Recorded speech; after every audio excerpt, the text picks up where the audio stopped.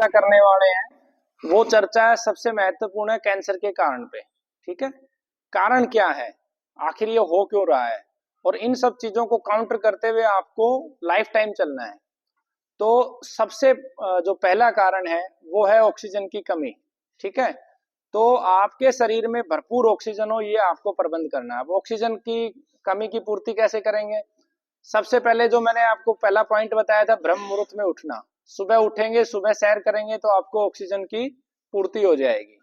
दूसरा, कोरोना के बाद से कि ये ढकने का बड़ा ट्रेंड चल गया है।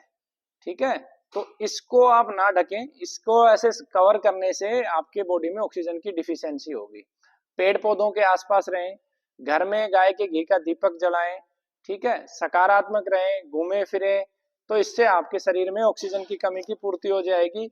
इसके अलावा आप गौ माता का जो गोमय होता है उसको हाथ में लेके उसके छोटे छोटे पीसीस करके उसको जल्दी से जल्दी सुखाना होता है। कैंडे डाल लेंगे आप उस पे, जब वो सूख जाएगा तो उसके साथ सूखे बरगद के पत्ते लेंगे और कपूर डालकर उसको अग्नि देंगे तो भस्म बन जाएगी, बिल्कुल राख जैसी हो जाएगी वो। तो जो गोमय भस्म होती है उसको जब हम पानी में डालते हैं और पानी में डाल के जब हम मिलाते हैं तो उससे पानी के अंदर ऑटोमेटिक ऑक्सीजन बढ़ जाती है। दुनिया में सबसे ज्यादा ऑक्सीजन किसके अंदर है? वो जो गाय के गोबर की भस्म होती है उसके अंदर 42% ऑक्सीजन है, जो दुनिया में कहीं भी नहीं है। दूसरी बात, हर चीज जलने के बाद अपने गुणों को कम करती है, और जो गोमाता के गोबर की जो भस्म है वो जलने के बाद अपने गुणों को बढ़ा लेती है। तो वो भस्म डाल के पानी में पी सकते हैं, उससे भी ऑक्सीजन की पूर्ति होगी।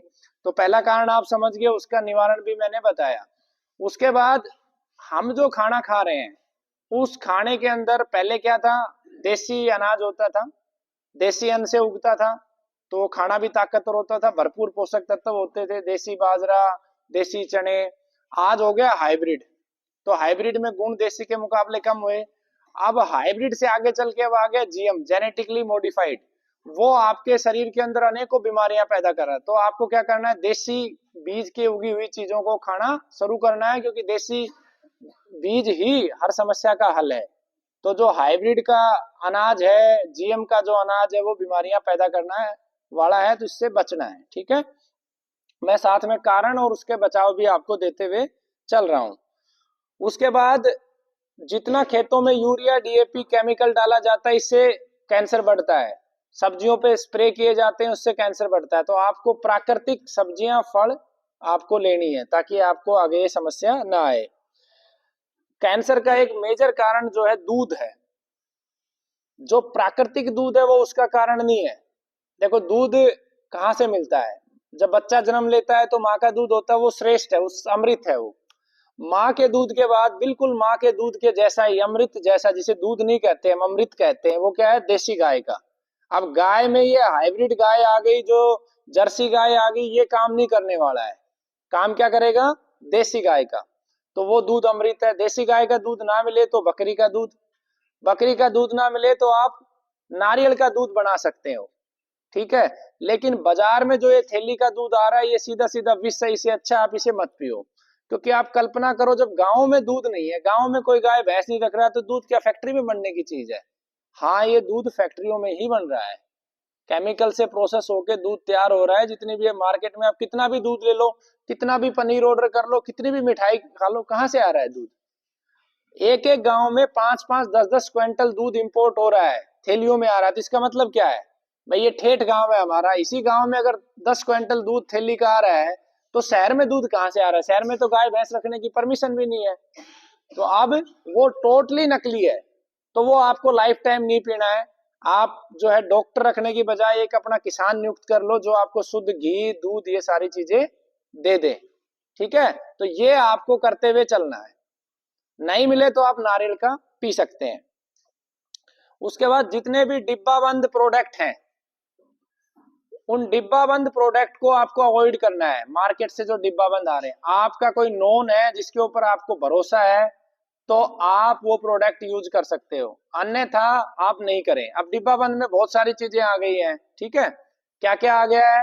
डिब्बा बंद के अंदर आपके जितने भी प्रकार के जूस आते हैं रियल के नाम पे, तो ये जितने भी आप देखोगे रियल जूस है, आपको क्या लगता है इसका नाम ही रियल है?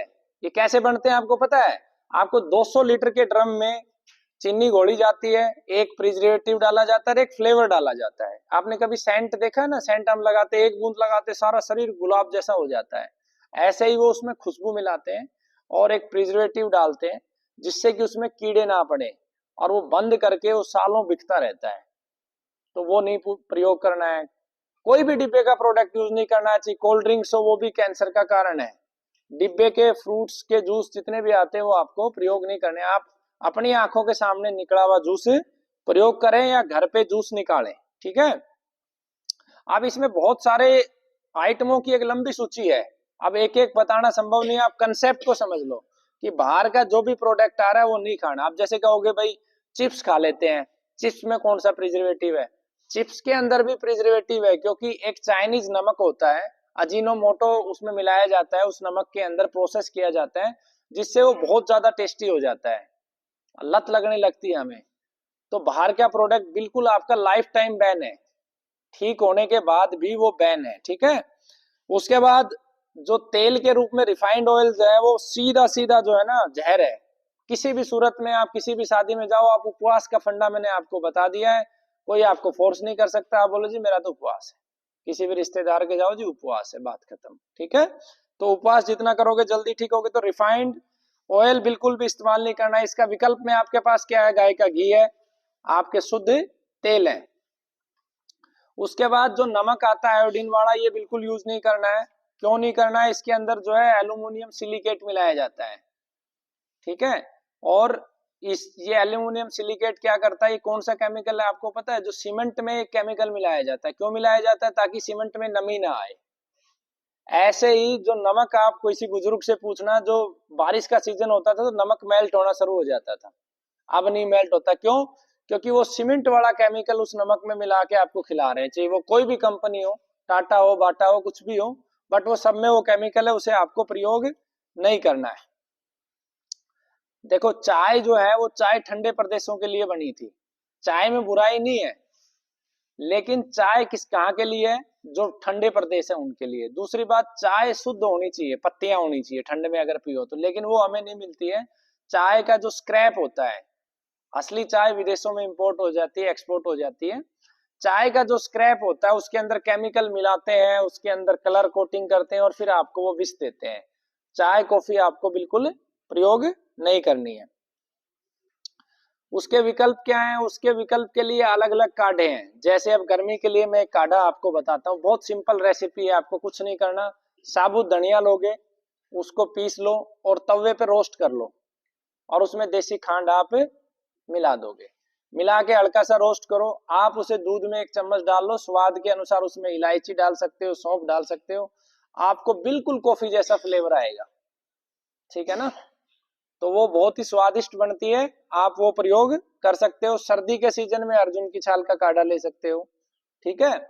और अलग अलग सीजन में अलग अलग काढ़े आप बना सकते हो। उसका कंसेप्ट क्या होता है? जैसे आप जो कक्षा में मैं पढ़ाता हूँ औषधियों की तासीर, जो आप सब लेते हो भी हो कक्षा, तो जिस औषधि की तासीर गर्म है ना, जैसे दालचीनी, उसको कब ले सकते हैं? उसको सर्दी में ले सकते हैं। जिस औषधि की तासीर ठंडी है उसको कब ले सकते हैं? उसको गर्मी में ले सकते हैं। जैसे धनिया ठंडा है, सौंफ ठंडी है, दालचीनी गर्म है, अर्जुन गर्म है, तो उसको आप सर्दी में लो। तो उससे एक तो आपका शरीर का रक्त साफ रहेगा, आपको बीमारी दोबारा नहीं होगी और रोग प्रतिरोधक क्षमता आपकी अच्छी हो जाएगी, ठीक है। उसके बाद आपको क्या करना है कि आज एक सबसे बड़ी समस्या है कि जब से ये एडवर्टाइजमेंट का दौर आया है, इस दौर ने क्या किया है कि हम लोगों को मानसिक गुलाम बना लिया है। बहुत आसान है हमारे देश में जहर बेचना। बस एक फेमस व्यक्ति को खड़ा कर दो, उसको करोड़ 2 करोड़ रुपए में खरीद लो, वो फिर कुछ भी आके बोलेगा। आपने सलमान खान को खरीद लिया, वो बोलेगा ड्यू पियो। आपने जो है क्रिकेटर विराट कोहली को खरीद लिया, वो बोलेगा रॉयल स्टैग पियो। और आपने माधुरी दीक्षित को खरीद लिया, वो बोलेगी फेयर एंड लवली लगाओ गोरे हो जाओ। तो ये खरीदते हैं। और डाका कहाँ पड़ता है? डाका आपके पैसे पे पड़ता है। सवाल पैसे का नहीं है, सवाल 2 तरीके से हम लोग मर रहे हैं। एक तरीके से तो जो हमारी बौद्धिक क्षमता है, हमारे आने वाली पीढ़ी की जो बौद्धिक क्षमता है वो नष्ट हो रही है। कैसे नष्ट हो रही है? कि उसका फोकस इस बात पे चला गया है कि मैं सुंदर दिखना चाहूं, मैं गोरा दिखना चाहूं, मैं गोरा दिखने से ही कुछ होऊंगा, मैं सुंदर दिखने से ही कुछ होऊंगा। जबकि होना क्या चाहिए कि मेरी बौद्धिक क्षमता अच्छी हो, मेरे कर्म अच्छे हो, मेरी शारीरिक क्षमता अधिक हो। इस तरीके का जो कंपटीशन, कहना तो उचित नहीं है, लेकिन इस तरीके की जो भाव समाज में पैदा होने चाहिए, तो उसकी जगह विपरीत भाव पैदा हो गए कि मैं कैसा दिख रहा हूँ। तो हमारी जो बौद्धिक शक्ति है, जो भारत का विकास कर सकती है, भारत को आगे लेके जा सकती है, वो इस वजह से पीछे जा रही है। ठीक है। दूसरा, इनमें सभी के अंदर केमिकल है। जैसे जितनी भी नेल पेंट आते हैं, है ना, नेल पेंट में ये कहूंगा, मेरी माताएं बहनें मुझे क्षमा करें मेरे शब्दों के लिए, कि आधुनिक दौर में सारी माताएं बहनें पूतना बन गई हैं। कैसे बन गई है कि जो भी ये नेल पेंट लगाते हैं, हम आटा गूंथते हैं, और ये आटा सारा का सारा नेल पेंट उतर उतर के कहाँ जाता है, खाने में जाता है। और यही खाना जब जाता है अंदर, तो उसको जो छोटा बच्चा है, बड़ा व्यक्ति तो डाइजेस्ट करके उसको टॉक्सिन्स को बाहर निकाल देता है, लेकिन छोटा बच्चा उस टॉक्सिन को बाहर नहीं निकाल पाता, और छोटे छोटे बच्चों को कैंसर हो रहा है। 10 साल के, 15 साल के, आप देखोगे बच्चों को कैंसर हो रहे हैं, है ना। तो इनको बिल्कुल अवॉइड करें। इनके अंदर क्या क्या है, इनके अंदर मरकरी है। लिपस्टिक, नेल पेंट और ये जो केमिकल्स के साबुन आते हैं, इनके अंदर मरकरी है, इसके अंदर क्रोमियम है। तो ये, इनकी एक लिमिट होती है, उस लिमिट से भी ज्यादा मात्रा में इसका इस्तेमाल किया जाता है। अब इसका विकल्प आपके पास है। कैंसर का रोगी अगर रोजाना चंदन लगाए होठों के ऊपर, तो 15% संभावना है कि उस चंदन के मात्र लगाने से उसका कैंसर ठीक हो जाए। 15% इस चीज की पॉसिबिलिटी है। कैसे पॉसिबिलिटी है? चंदन एक ऐसी औषधि है जो महिलाओं का यूट्रस को बहुत मजबूत करती है। तो श्वेत जब होठ पे लगेगा तो पूरे शरीर में जाएगा, तो यूट्रस मजबूत हो जाएगा। चंदन की तासीर शीतल है, और वो रक्त को साफ करता है, और रक्त को जो जो चीज साफ करेगी वो कैंसर को साफ करेगी। सीधा सा कंसेप्ट है, गंदगी रक्त की सफाई से ही निकल जाएगी। तो उसका विकल्प चंदन है। उसका विकल्प आपको हरे करने हैं तो आप जो है बेलपत्र के पत्ते लगा सकते हो, आपको पीले करने हैं तो आप हल्दी लगा सकते हो, नाखूनों पे आप मेहंदी लगा सकते हो, और आप नए नए रिसर्च कर सकते हो। हमारे जो दादी परदादी वो क्या करती थी, उस चीज पे हम शोध करके उनका उपयोग कर सकते हैं। पैकेट के आटे के बारे में पहले ही बता चुका हूं, वो बहुत खतरनाक है।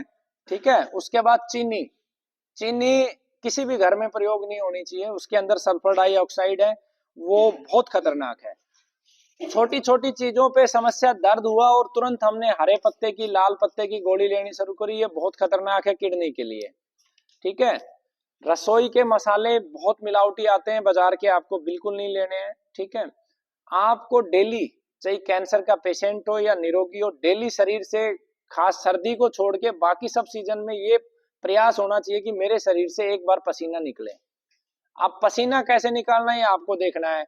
आप गांव में रहते हैं तो आप खेती कर सकते हैं, बागवानी कर सकते हैं। आप शहर में रहते हैं तो सूर्य नमस्कार कर सकते हैं, योग प्राणायाम और एक्सरसाइज कर सकते हैं। बट पसीना निकलना बहुत अनिवार्य है। पसीना निकलेगा तो कैंसर होने की संभावनाएं कम होंगी और ठीक हो जाएंगे।